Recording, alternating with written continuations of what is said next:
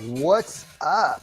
We are going live on multiple channels here. It is Saturday morning, and I wanted to give you some quick tips on how to sell luxury real estate and what does it take, because a lot of people asked us, "Hey, how did you get into the luxury market? We've been in real estate for 20 years and we're still not in the luxury market. We're still trying to tap into that above the median price point." And there's a couple of things that you have to think about when you're dealing with people that are of a high net worth, right? I don't like to use the word luxury. I just like to think about people who have a higher than net worth property and or net worth, and what would they want, right? So the first thing we have to think about is our avatar, right? What do people with money have a lot of, but they don't have a lot of? Well, they have a lot of money, but they don't have a lot of time, right? So people with money have more money than they have time because they utilize their time to make money or do other things. So if you're going to work in the luxury market, there's a couple of things that you want to think about. One is, how does my system, how does my processes, how does my communication style, right? How do all of those things save my client time? What is it going to make their life easy? Right? What are the things that I can do to help them buy back their time when they work with me? Because let's be honest, if you get one, two, three, four, five, six, we've gotten 7% on seven figure sales before. That's a lot of money, right? Like if you're paying somebody 50, 60, 70, 80, 90, $100,000, that's a lot of money. Maybe in your price point, the upper end is five or 600,000, right? So if you're making double the money of what somebody else is making for essentially doing very similar jobs, what are you doing that's going to help that prospect, help that client get their time back? Right? That's super important. So number one is, what are my systems and processes that help that help the prospect get their time back? Right? And then can you articulate and communicate that? One of the big challenges that real estate agents have, which is number two, is communication. Right? Right up front, you should be addressing how you communicate, regular updates, emergency situations, showings, right? You should be dictating, you should be telling them how you operate right up front. Because what happens is, if you don't communicate how your communication is, the prospect feels, the client feels in the dark. So if you tell them every Friday, we're going to tell you what we did before in the week, what we're going to do in the following week, that allows them to know what to expect.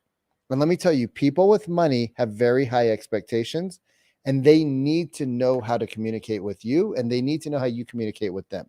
If it is not clear cut, they will get upset. If you miss an opportunity to communicate with them and they have to reach out to you, let me tell you, you're going to have upset people. And it's because you didn't either follow your process or you didn't do what you're supposed to do. So if you're not communicating with your prospect how you communicate every day, I promise you, you're not going to have the success you want. So, like one of my good buddies, Mark Perez, out of Long Beach, we just recorded him on our podcast. He carries 15 listings every day. He doesn't prospect for listings anymore. They now come to him because of his relationships. He tells the people what he's doing every single day with his listings. Every single day. Nothing happened. He says zero things happened. 15 showings happened. 15 showings happened. Here's what the feedback was, right? What is your level of attention? What is your commitment to excellence? What is your communication style with your prospects or with your clients, right? And are you following through, and are you letting them know? The third thing that you have to think about when it comes to a higher end property, right? Like if you go into a Walmart, is it very clean? No. Is it orderly? No. Are there things everywhere? Yes. Is it chaotic? Absolutely. But if you go into a Neiman Marcus, or you go into a Nordstrom, or you go into a high-end retailer, what happens? Well, you walk in, it's got different smells, the lighting's different, The furniture is different. The layout's different. The way that people greet you is different. The way that people look at you is different. It's called attention to detail, right? Attention to detail.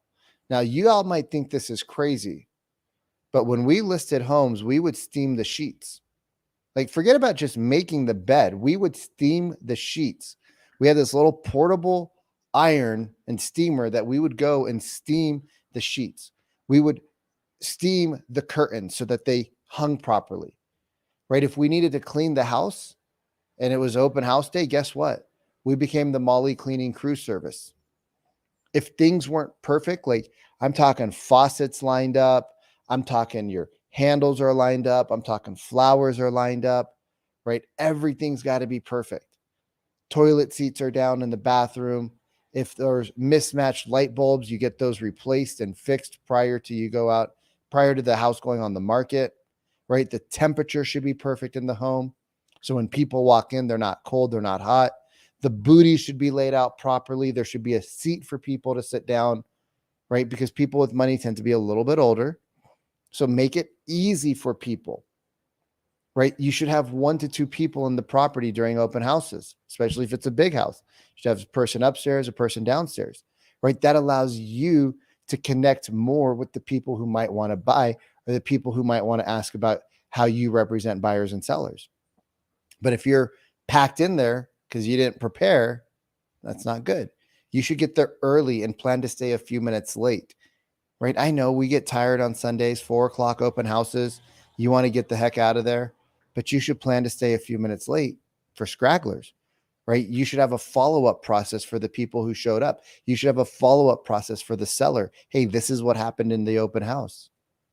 You should have a follow-up process when a prospect or when people come in that have an agent. You should have a process of how to call that other agent to see if there's any interest in the property. All of these things are attention to detail. Your systems, your processes, your communication, right? The way you set the home up, the way you replace the furniture.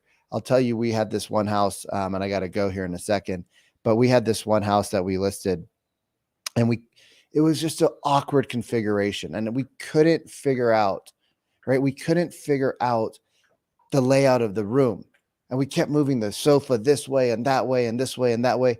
Finally, we went upstairs and we grabbed the sofa from upstairs. We brought it down, and that was a better configuration. And we took the other sofa upstairs. We were sweating, right? We were sweating during the photo shoot. So the guy did all the exterior photos, interior photos, master, kitchen, blah, blah, blah. And then he came down and he finished the last 2 rooms. Attention to detail, right? Towels out. Like, oh my gosh, I've seen photos where people spend $500 on the photos and there's towels out in the kitchen in the wrong places, right? It's just minor things. When it comes to your photographer, does your photographer, right, do they have the same level of detail as you do? If they don't, can you teach it to them? Can you give them a checklist? Hey, this is how we shoot.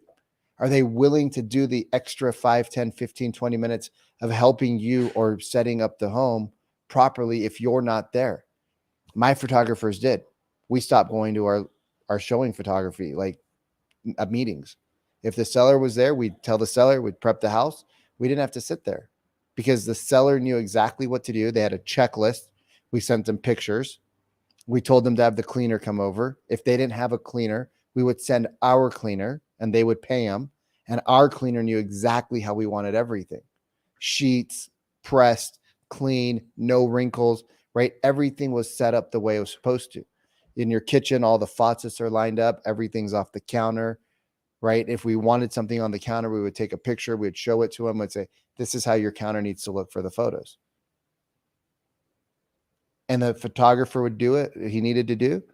The sellers would do what they needed to do. Our team didn't necessarily have to be there because we did the work up front, right? So if you're an agent and you're wondering how to get into that upper echelon, right, you have to start thinking of the little things that make your listing stand out so that you become the Nordstrom, the Neiman's, right? You become that boutique firm that showcases the property the best possible way out there, right? So the 3 tips, okay, 3 tips. Let's wrap up. I got to go. Got some friends that want to get breakfast. The 3 tips are your communication style, right? How often are you going to communicate? What method is the communication going to go through? Number two is, how do you save them time? What are your processes to save them time?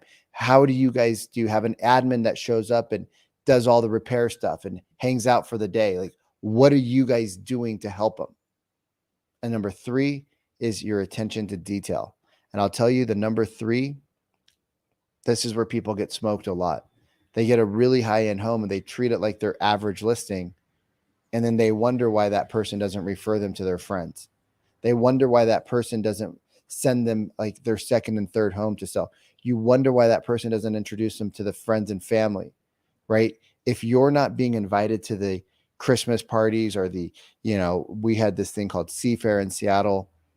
And one of my clients, we got her this gorgeous house, beautiful view, spectacular property in Mercer Island, perfect 50-yard line, like for this Blue Angels flying right over the house. And she would have these magnificent parties. And she would always invite me there because she wanted to introduce me to people.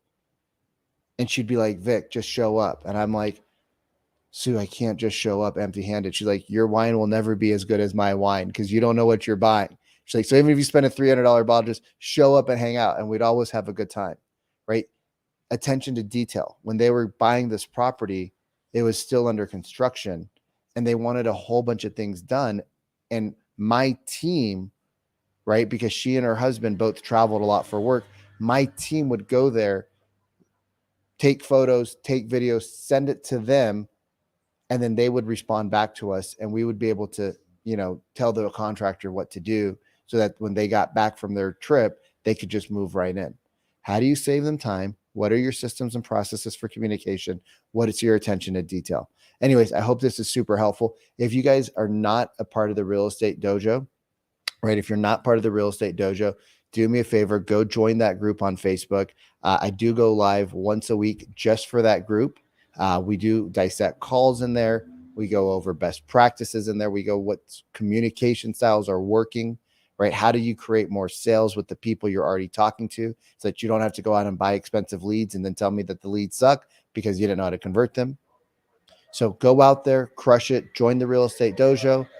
And if you want some more tips, or if you think maybe that we should chat about working one-on-one, just reach out to me and send me a DM. I'm on like 9 platforms right now, so just send me a DM wherever you can.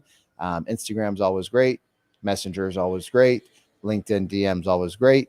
And we can talk about possible next steps to help you improve your communication so that you can make more sales doing the same amount of work.